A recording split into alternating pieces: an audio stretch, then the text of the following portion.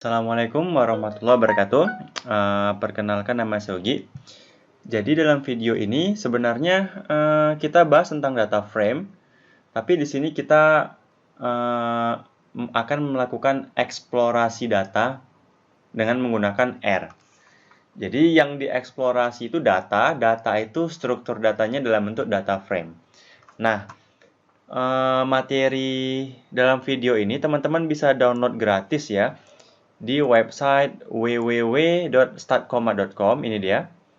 Teman-teman bisa download modulnya di sini. Nah, ini dia. Belajar bahasa pemrograman R, tinggal download gratis. Nah, ini video saya, berbagai video pembelajaran tentang R di www.belajarstatistikdenganr.com. Teman-teman bisa belajar tentang R di sini. Nih, jadi kembali saya menekankan untuk menguasai R, teman-teman harus memahami 4 struktur data. Yang pertama vektor, yang kedua struktur data list, yang ketiga matriks, yang keempat data frame. Nah, ketika teman-teman menguasai atau memahami 4 struktur data ini, maka belajar R itu akan sangat menyenangkan, menjadi sangat menyenangkan. Nah, keempat struktur data ini saya bahas, sudah saya terangkan di sini. Ini bagian vektor, kemudian bagian list, teman-teman bisa belajar di sini, bagian data frame. Gitu ya. Oke, kita mulai saja langsung. Jadi teman-teman, saya punya data nih. Jadi ada data, kira-kira datanya itu 33 orang. Maaf, ini kan judul nggak ikut, ada 32 orang ya. Di mana terdiri dari variabel jenis kelamin, pendidikan, berat badan, sama tinggi badan. Nah, data ini saya simpan dalam format CSV. Ini, CSV. Saya save ya, saya simpan. Oke, yes. Kemudian, nah datanya sudah saya simpan nih. Data ini datanya. Kita lihat tipenya itu comma separated values file, CSV lah dia. Nah, kemudian sekarang kita mulai bekerja menggunakan R. Saya bakal bekerja di R Notebook. Ini R Notebook. Saya hapus dulu. Nih, saya bersihkan dulu. Saya bersihkan dulu seperti ini. Oke, itu dia. Nah, sekarang ini kan kita simpan dulu. Kita save dulu. Kita save di lokasi ini. Kan tadi datanya sudah di save ya. Jadi lokasi penyimpanannya harus berada di sama ya, satu folder kerja gitu. Ini kita save di mana ya? Tadi saya simpan di ini dia. Nah, di sini kita buat aja belajar eksplorasi data dengan R. Nah, ini dia. Apakah sudah tersimpan? Nah, ini dia. Sudah ada ya. Belajar eksplorasi data dengan R. Oke, tahap pertama adalah kita kita mau menggunakan fungsi list.file ya. Kegunaan dari fungsi list.file ini untuk mengetahui nama-nama file yang ada di dalam folder kerja. Kita buat list.files, kita eksekusi, tekan tombol hijau ini. Nah, ini dia. Jadi yang mau kita baca datanya nih, data.csv. Kemudian yang bagian kedua, oke, membaca atau mengimport data CSV, data Excel ya, ini CSV, mengimport data Excel ke R ya. Oke. Kita gunakan fungsi misalkan dataku read.csv, nama file yang mau kita baca ini data.csv, kita pindahkan. Ya, ini data.csv ya. Kemudian header true judulnya, kemudian kita eksekusi. Ini dia. Belum muncul ya, baru kita buat dataku. Kita eksekusi. Nah, muncul ya seperti ini ya, sudah muncul datanya. Ada nama, jenis kelamin, pendidikan, ya, nama, jenis kelamin, pendidikan, berat badan, tinggi badan. Nah, selepas dari sini, tunggu, saya sudah buat partnya. Kemudian, nah, kita akan menggunakan menggunakan paket atau bahasa Inggrisnya package, ya, dplyr. Nah, paket dplyr ini menyediakan berbagai fungsi untuk melakukan eksplorasi data. Nah, kita harus memastikan dulu paket dplyr ini sudah terinstall di sini. Kita menuju bagian package, coba ya. Lagi proses, kita tunggu dulu. Lagi proses, kita tunggu dulu. Sambil menunggu, kita buat ini dulu. Sorry. Nah, ada muncul dia sebelah kanan. Nah, di sini kita cari di sini dpl. Nah, saya sudah ada dplyr nih. Kalau belum ada tulisan dplyr di sini, teman-teman install dulu di sini. Teman-teman install, kemudian ketikkan aja dplyr. Tapi pastikan sebelum menginstal, teman-teman harus terkoneksi internet dulu. Aktifkan dulu internetnya, baru install. Nanti kalau sudah diinstal, bakal muncul di sini dplyr. Itu ya. Sebentar ya. Jadi caranya library dplyr. Nah, sudah ada kan? Kalau belum ada tadi diinstal dulu. Oke, sudah selesai. Ini ya, tekan aja eksekusi ini berarti kita sudah library dplyr ini artinya ya kita menggunakan paket dplyr. Nah, selanjutnya tunggu ini sudah. Kemudian nah, kita bisa menggunakan fungsi call names ya. Menggunakan fungsi call names. Apa sih kegunaan fungsi call names ini? Untuk mengetahui nama-nama kolomnya. Contoh seperti ini ya. Tadi kan nama data frame-nya kan dataku. Itu kan dataku. Nah, kita ingin tahu nama-nama kolomnya, kan ada nama, jenis kelamin, jenis titik kelamin. Kita bisa buat seperti ini. Call names dataku.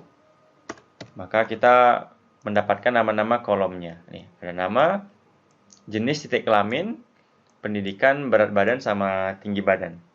Gitu ya. Oke, lanjut. Selanjutnya, lanjut lagi. Nah, ini yang paling penting. Di sini, kita akan menggunakan fungsi filter. Ya. Menggunakan fungsi filter. Nah, fungsi filter inilah kita gunakan untuk melakukan eksplorasi data. Oke, kita mulai. Ini intinya. Misalkan nih, kan kita punya dataku ya, dataku. Nih, ini kan ada banyak nih, ada laki-laki, nih jumlah orangnya ada 32. 32 baris ya. Ini bisa kita lihat nih, seperti ini. Nah, di sini kita mau memilih data, ini kan ada laki-laki, ada perempuan ya. Kita mau memilih data laki-laki aja. Jadi kita gunakan fungsi filter. Dataku, ini simbol seperti ini bisa. Kemudian enter, filter, kan? Jenis titik kelamin. Nah, di sini sama dengannya 2. Kita mau milih data yang laki-laki. Nah, ini artinya di sini kita memilih data yang laki-laki aja. Ini kan masih ada perempuan nih, ya kan di sheet yang ketiga. Nah, setelah kita eksekusi ini, tek, maka udah nggak ada lagi yang perempuan. Nah, kan udah nggak ada lagi yang perempuan. Yang ada yang laki-lakinya aja. Ya, itulah filter. Kalau kita ganti dengan perempuan ya, tinggal kita ganti dengan, misalkan kita memilih perempuan aja. Udah tinggal kita ganti perempuan. Maka kita eksekusi. Nah, jadi ini yang perempuan aja. Oh, ternyata kan row-nya sampai 17 ya. Berarti yang perempuan ada 17. Ya. Jadi dia ada 17 perempuan. Kalau laki-lakinya ada berapa? Tinggal kita ganti laki-laki. Laki kita eksekusi. Laki-lakinya ada 15 ya. Jadi fungsi filter ini gunanya ya untuk memfilter gitu. Berdasarkan kondisi yang kita inginkan. Kemudian ini sudah ya. Nah, ini udah. Nah, sekarang gini. Sekarang, misalkan kita akan diminta menampilkan data data perempuan yang pendidikannya S2. Gimana caranya?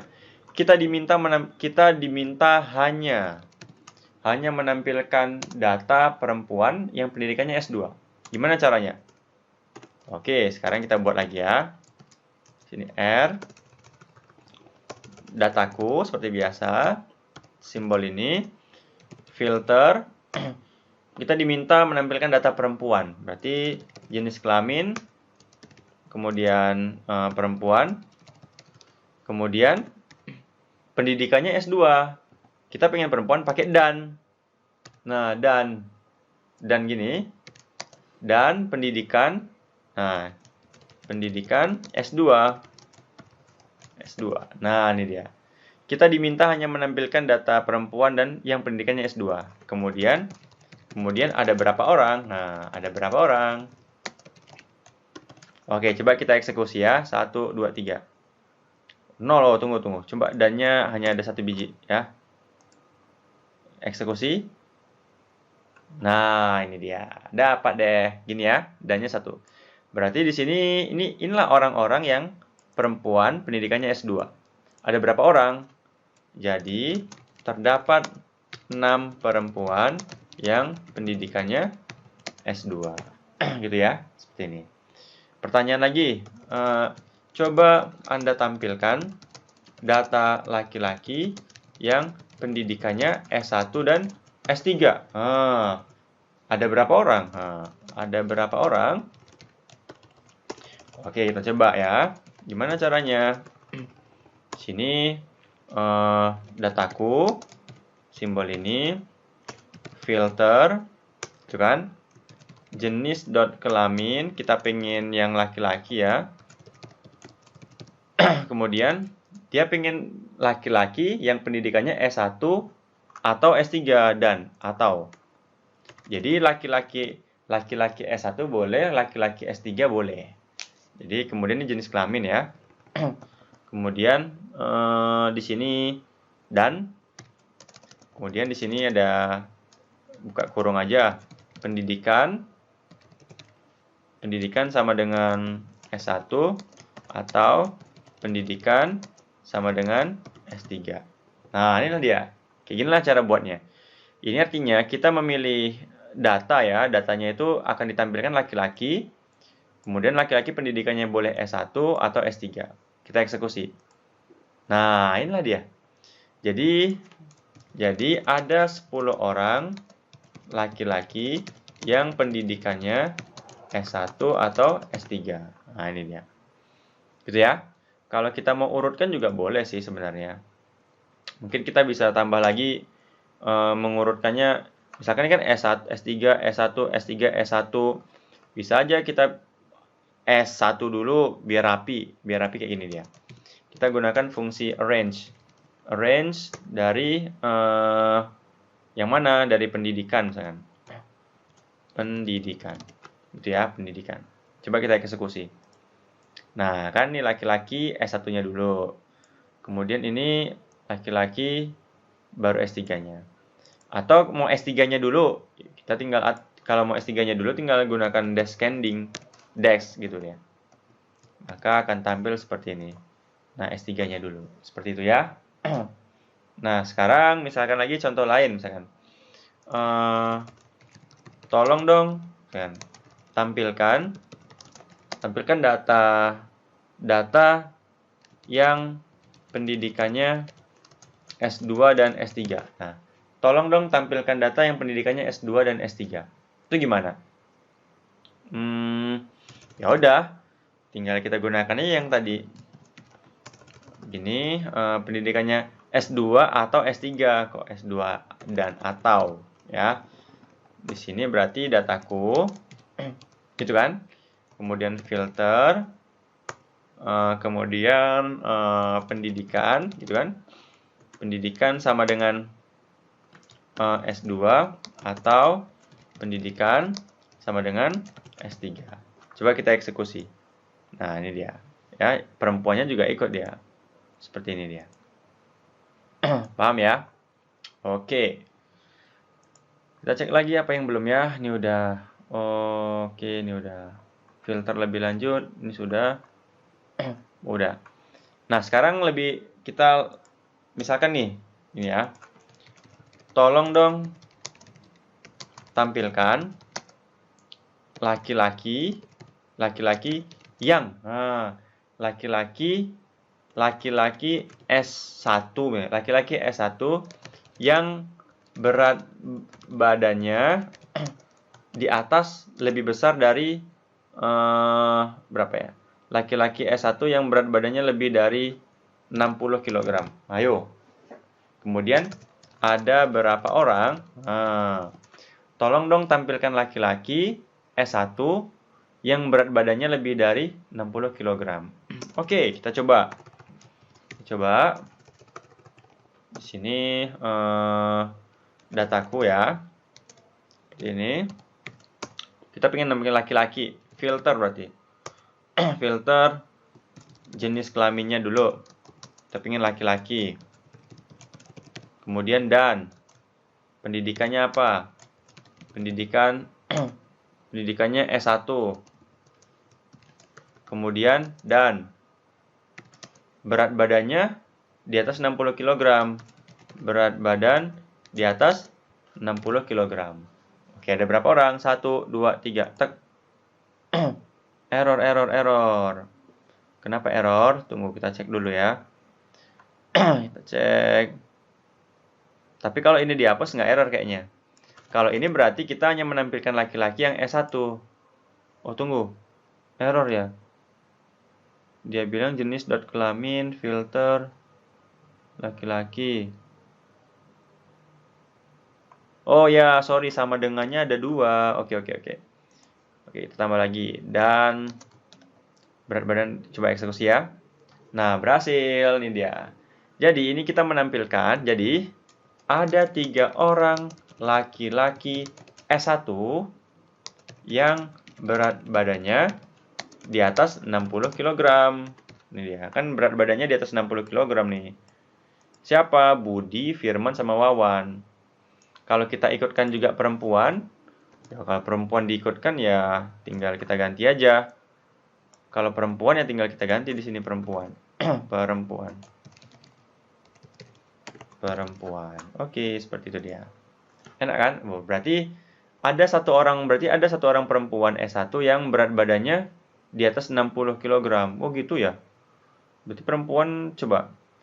Perempuan. Hanya ada satu orang yang di atas 60 kg. Masa sih? Oh, tapi yang S1. Kalau yang S2 ada berapa orang? S2 ada satu orang juga yang di atas 60 kg. Kalau yang S3 ada satu orang juga, namanya Dina. Berat badannya 89. Kalau kita buat pendidikannya dihapus, berarti ada 3 orang dong. Ada 3 orang. Dari S1, S2, S3 masing-masing. Nah ya, pas lah dia. Ada 3 orang. Gitu ya. Kemudian, apa lagi ya? Tunggu ya. Ini udah habis sih. Kemudian, satu lagi yang mau saya beritahu bahwa, kita bisa lihat di sini. Misalkan, dataku. Nah, ini dia. Jadi ini nama ini jenisnya faktor. Penting nanti dipahami nih. Jenis kelamin faktor. Faktor kalau berat badan double. Double itu ya angka. Tinggi badan double, angka dia. Kalau double nanti dia bisa dilakukan operasi matematika, kayak kita bisa melakukan pembagian, hitung rata-rata, standar deviasi, dan sebagainya. Tapi untuk sementara sampai di sini dulu deh. Nanti kita bahas lagi part yang kedua. Oke, semoga bermanfaat. Assalamualaikum warahmatullahi wabarakatuh.